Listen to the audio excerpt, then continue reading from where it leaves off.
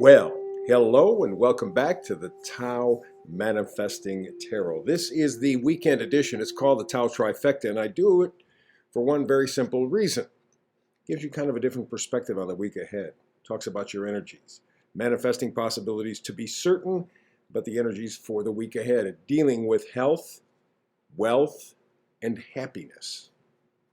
Important ingredients: health, wealth, and happiness.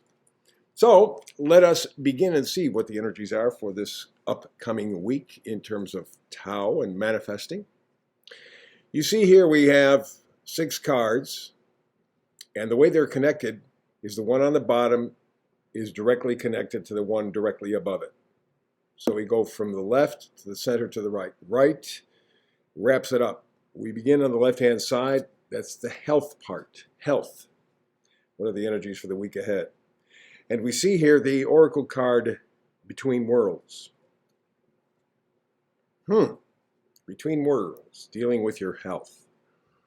Okay, remember, we're talking in a much wider version than just your physical health. We're talking about your mental health, spiritual health as well, all of which, by the way, have to be really considered at all times, but certainly they're no less important or more important, whatever, than what they've been over the past 3 years. Your whole concept of what is valuable in terms of your overall health and wellness has been under attack in an obvious way. So the energy for health, mental, physical, emotional, coming up this week, between 2 worlds, meaning you're making a decision. In fact, the number 3 here up top on the right, 3 is always talk about getting together with other people, with different parts of yourself, mind, body, spirit, and kind of blending them together, communicating with them, making connections with them. And so there seems to be sort of a disconnect right now, or maybe to put it another way, maybe you're in transition to doing something different for your health. And the card up above it is the Moon card. The Moon talks about illusion, intuition, fear, maybe being deceived. Certainly with the moon, in the light, even of a full moon, you got a beautiful clear sky with a gorgeous big full moon. You see stuff, but you don't see everything. You see enough to be able to kind of manage your way through, but you have to move more slowly. You take a noonday sun, beautiful blue sky. You see everything. Full moon, beautiful nighttime sky. You're lucky if you see half. It's enough to get by. It's enough that you can navigate. But you have to move more slowly, and you have to depend sort of on your intuition. And I think that's what's really going on with your health. You're stuck between 2 worlds because you're looking for an option. You're looking for a third way. You don't want to necessarily continue with what you're doing for your health, mental, physical, spiritual. But you don't want to go backwards either. You're kind of stuck in between. What do I do? What do I do? What do I do? You want to make the improvement. We know that. What you're going to have to do is follow your intuition. You're going to have to follow the moon energy.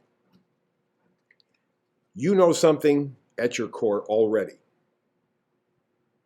You've known it for a while. You may not have seen it as clearly as you would have liked. You may not have been as motivated as you might have liked, but you saw it. And now it's getting to the point where it's time to act on the changes. What are you going to do to improve your overall health, your wellness, mind, body, spirit? And of course, we have coming up in April and May, we're heading into eclipse season. That's lunar, of course. Got a Mercury retrograde. So yes, we're coming into a season here in April and into May where there are going to be changes. They may even be surprising changes. Like I said, the moon, you don't see everything. You see enough to be able to navigate, but you don't see everything. Well, you might see something now that will surprise you, that will help you to make a decision. Unstuck you, whatever the term is, so that you're not stuck between 2 worlds. You're actually moving in a direction you want in terms of your health. Next card over, the bottom card is a change in the wind. This is health, wealth. We're dealing with wealth now, right? Wealth. Think of wealth as things that you value. Please don't think of money. Because when you get right down to it, when you get right down to it, money is not very useful. Yes, I know we've been led to believe that all of our lives, that you need money for everything. And in a lot of ways, you kind of do need money, but it's the way the whole system's been set up in terms of why you need money. For example, let's say you were able to farm on your own. Well, you probably wouldn't need much money if you did it the way they did it maybe 100, 200 years ago. They were pretty self-sufficient, which made the wealthy people, the money people, very unhappy because the farmer was independent. They don't want you to be independent. They don't want you to be independent. They want you to come to them for everything. And what you're going to get by everything is they've already told you. You will have nothing and be happy.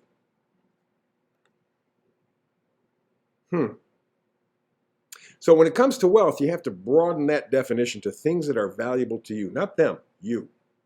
That takes a little bit of thinking. The oracle card here is changing the wind. Just like the first card, between two worlds, was a number 3, so is a change in the wind. It's a 1 and a 2, but 1 and 2 is 3. Again, we're in the process of moving. So you want to go to improve your health in some way, and you're going to have to use your intuition. And to be able to solidify your value system, and I cannot emphasize enough how important that is right now. Maybe more important than it has ever been, and I'm not exaggerating. We're at a crisis point in humanity. What will help everyone, including yourself, is for you and the person next to you and next to them and next to them and next to them, determine for themselves what is valuable to them. Not what they're told, not what you're being sold, what is really valuable to you. For you, when it comes to your overall valuing, you're going to have to go back a little bit back in time, but see yourself as making the connection, getting what you want. We have the 9 of Cups here. And the 9 of Cups says maybe that maybe you took too much for granted. You were too indulgent. You thought, well, geez, it's always going to be this way. It's going to be fine. Well, you found out it's not always going to be this way, and it's not always going to be fine. And in fact, if you pay attention to what other people are saying, and I mean bunches of them, honest people, it's going to get a lot tougher. So it's very important right now that you focus on what is important to you. What do you love? What are you connected with? What makes you feel better, stronger, happier? In the truest sense of the word. Let's go over to the next card. We've dealt with health, wealth. Now let's deal with happiness. The oracle card here is peace. It's an easy word to say, and to some extent it's popular. It may be the most important thing that you can work toward and have. Stop and think about it. Peace. What does that mean? Well, it means a whole lot of things to a whole lot of different people, but there's a level of comfort, level of security, level of trust, level of happiness, joy in that one word, peace. And so for your happiness, that's really what you're trying to achieve. And the card up top above it is making that a little bit tricky. It is the Devil card. Devil talks about bondage, despair, self-restriction. And in fact, especially when it comes to manifesting, when we see the Devil card, what that means more than anything else is that you are confronting your own chains. Now, these chains may have been given to you. As a little kid, you were taught what society supposedly wanted, what they expected from you, what your duty were to society and all of that, only to find out now that, maybe a lot of that is just a lot of baloney, and all of it was meant to do was just to put me in a box and keep me there. Some people recently have called our lives prior to this time an outdoor prison. We didn't know it. But everything in life that we were told was predetermined by somebody else. Same group of people, by the way. And their goal was to control us, but to do it in a way that we didn't fully understand we were being controlled. Oh yeah, you had your freedom, you could move around. Oh yeah, you could do this, you could add a car, you could do this, a house, and but they owned all of it. You get yourself a car, you get a loan. I don't care if you get a lease, that's still kind of like a loan. You buy a home, you get a loan. Everything that you do is connected to them. You have literally been in an outdoor prison and you didn't know it. Now, the last 3 years have opened your eyes. Some people don't want to look. It's uncomfortable, it's painful. Mark Twain said it's easier to fool somebody than to convince them they have been fooled. Well, we have been fooled, but sometimes people's ego, insecurities, won't let them admit it.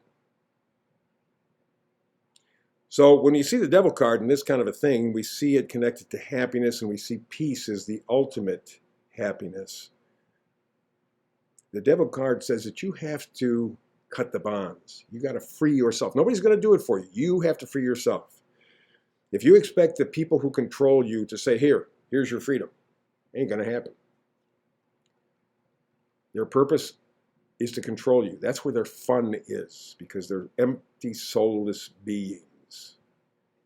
And so the only way they get any joy, any kick out of life is by pushing us around. But we let them. That's what the devil says. So if you are looking for peace, for happiness in your life, find peace. Find peace. And it's slightly different for everyone. Maybe that walk along the lakeshore, maybe that walk in the mountains, maybe, I don't know, any number of things. But if your sense of happiness, your sense of peace is connected to money, I got to buy something, I got to have this, I got to do it, you haven't given up a thing. You're not free. You're still in bondage and slavery.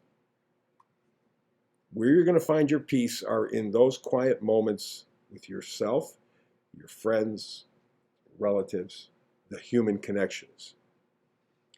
Not the money connections, the human connections. And so this week you're going to be looking at that. And in fact, because we do have the lunar eclipse coming up here in April and May, and Mercury retrograde too, I suspect you're going to be thinking a lot about that.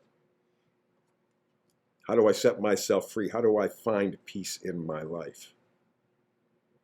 And frankly, if you can find the peace in your life, it's going to help the other two areas as well, health and wealth.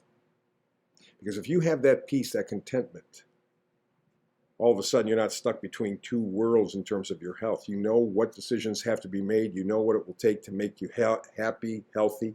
You do it.